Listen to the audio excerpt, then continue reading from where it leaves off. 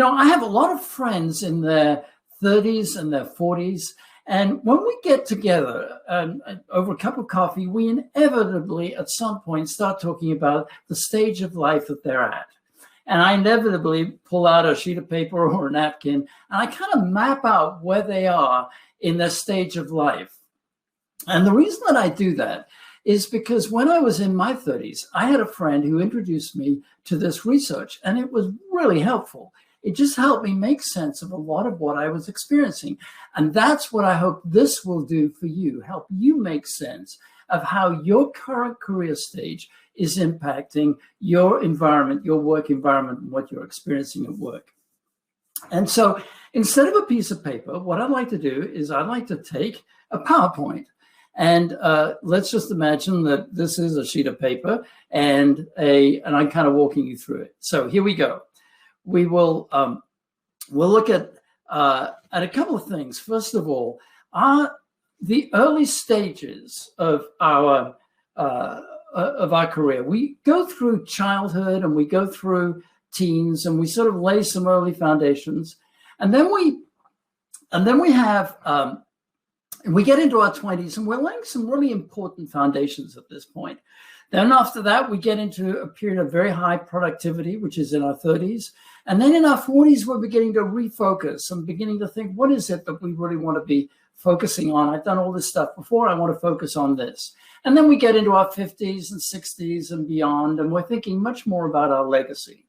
Now, a few points that we need to make sure that we understand about this. One is that we all go through these stages in some way or other. Each stage has a different set of challenges, and what we're looking at is the fact that these stages are actually very predictable. Each stage raises questions that impact our career decisions.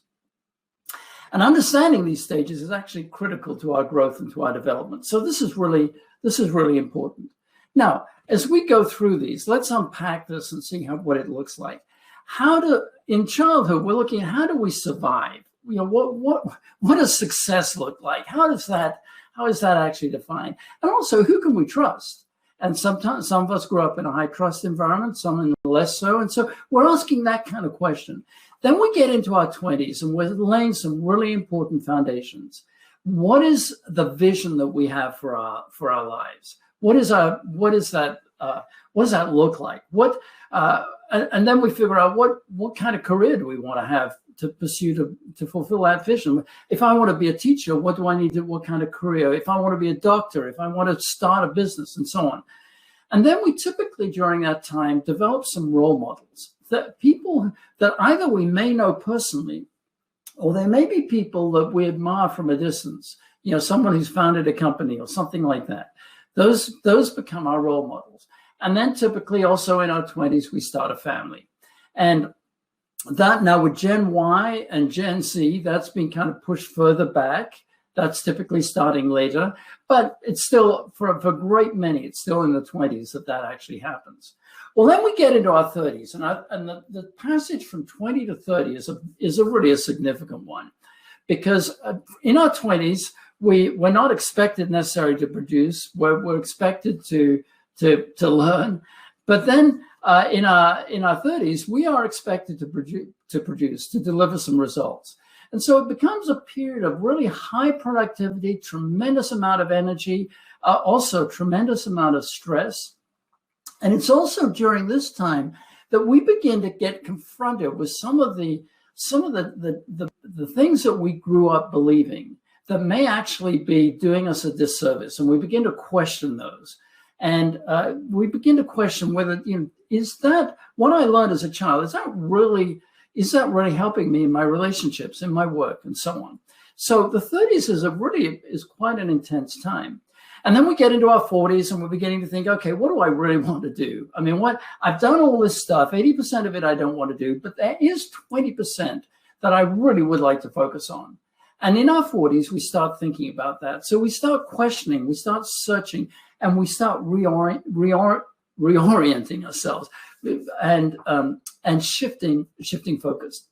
Well, then we get into our 50s and 60s, and then we're really a question of, are we going to give back or are we going to lean back? And really the two are kind of opposites. And really, obviously, what we want to be doing is thinking in terms of giving back. So with that, let's go on and figure out what are some of the questions that really are influencing us during this time. In our childhood and in our teens, we're asking, what do I want to do? And that's the question, it's the question, when I grow up, I am, and we complete the sentence. Well, in our 20s, we are asking, how do I get to do what I want to do? And then in our 30s, and notice the kind of the change, the shift of focus of the kind of question we're asking. In our 30s, we're asking, do I have what it takes to do what I want to do? And then in our 40s, we're asking, is that what I really want to do? What do I really want to do? And then when we get into our 50s and 60s, it's, how can I give back or how can I cash in? And again, the better one is, well, how can I give back? So let's unpack these a little bit more, and let's look at what it looks like in our 20s. So the question there was, what do I want to do? Well, here's what I'd encourage you to think about. Courageously explore and experiment during this time. It's a time of tremendous experimentation, and you have the freedom to do so. And don't be surprised by the number of times you fail. You can expect to fail, and that's fine. That's okay. And take notes about what you're learning. Notice the things that go well and don't go well. Notice the things that you like doing and that you don't like doing. These are things that are beginning to emerge in our 20s. Now, normally in the progression, I'd take us to the 30s and then to the 40s, but I'm going to skip for now the 30s and 40s because I want to go straight now to the 50s and 60s, because I want to get us a sense of what does it look like once we pass the 30s and 40s? What does that end look like? So let's look at that, and then we'll come back to the 30s and 40s. So let's think about what the 50s and 60s looks like. Well, here the question is, how do I give back? And the keys here, and it's not about cashing in. It really is about giving back. That's what we need to focus on. It's about retiring to rather than retiring from. Now, I have a number of friends who are at this stage of life, they're retiring. And some retire really well and some retire badly, poorly. And the difference is right there. They're retiring to something rather than from something. And that makes a huge difference. So this is about using your strengths and your experience for the generations that are coming up behind you. It's about investing in people. So here are a couple of questions you could be thinking about at this stage of life. What made you really successful during your career? And how can you duplicate that at this stage of life? And then how can you use that experience to invest in people? Okay, so now let's go back to look at our 30s and 40s. And this is kind of a cauldron. We sort of jump into our 30s and 40s, and we have a really kind of a different experience. Notice the two questions. Do I have what it takes? And is this what I really want to do or want to be? Well, here's the thing about this. There's a big transition that's going on in terms of leadership. And it looks like this. When we are getting into our 30s and into our 40s, when you think about the level of responsibility, your level of responsibility is increasing. And that's the left-hand side of that diagram. And the importance of the leadership competence and technical competence is shifting. So early on, the bulk of what was important is really around your technical or functional competence, whether that's in finance or in sales or as a marketer or as an engineer or as a doctor, whatever it is. That technical competence is actually becoming less important the more your responsibilities increase. And what is becoming more important is your leadership competence. Now, a lot of people miss that in their 30s and 40s, which is often why that becomes a difficult transition. The better you get that, the better you'll make that transition in the 30s and 40s. So let's talk a little bit about what that looks like. In your 30s, you're asking the question, do I have what it takes? And so the answer to that is, yes, you do have what it takes, because making that leadership, transition or adopting those leadership capacities and capabilities is definitely something that you can learn. You can definitely learn that. So yes, you do have what it takes. Now, don't be surprised as you get into this that there are real tensions in terms of work-life balance. That's inevitable. And take comfort from the fact that that's what everyone is experiencing. Now, the other thing is, don't compare. Quit comparing yourself to other people, because the fact is that we often do in our 30s, we're comparing ourselves with this person or with that person. And we look at what they're saying on the Facebook, and it's actually somewhat discouraging. Well, let me tell you, everyone, just about everyone is asking that same question. Do I have what it takes? And they're trying to show that they do have what it takes. Don't be fooled by that, and don't compare yourselves with them. Now, begin the process of developing a deep sense of self-awareness.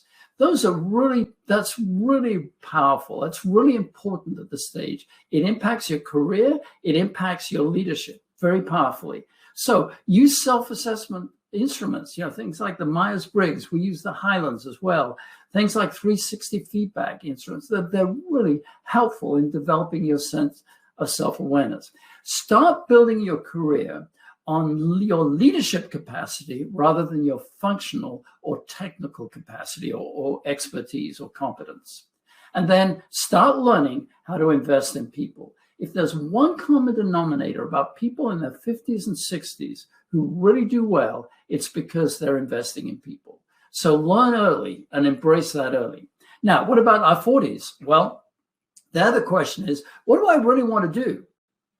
Well, don't be surprised by the question that you're asking. It's a very normal question to be asking at this stage of your life. And confront those questions openly and honestly and directly. And then have the courage to make the changes that you need to make. And then again, just as in your 30s, pursue self-awareness. Keep developing that sense of self-awareness, not just about your strengths and your weaknesses, but also about your aspirations, what you want to actually accomplish. And then keep building your capacity to invest in people. So with all this, what are you going to take away from this? Well, here are a few things. Take comfort that your experience is not uncommon, that everyone else is going through these same stages, and then embrace the challenge of each stage.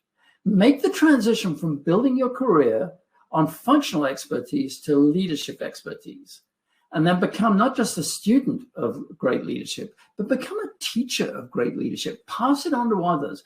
And that's the best way you can invest in people, helping them become better leaders. If you do that, you'll have a huge impact, and it'll really make a huge difference to the second half of your life or the later part of your life.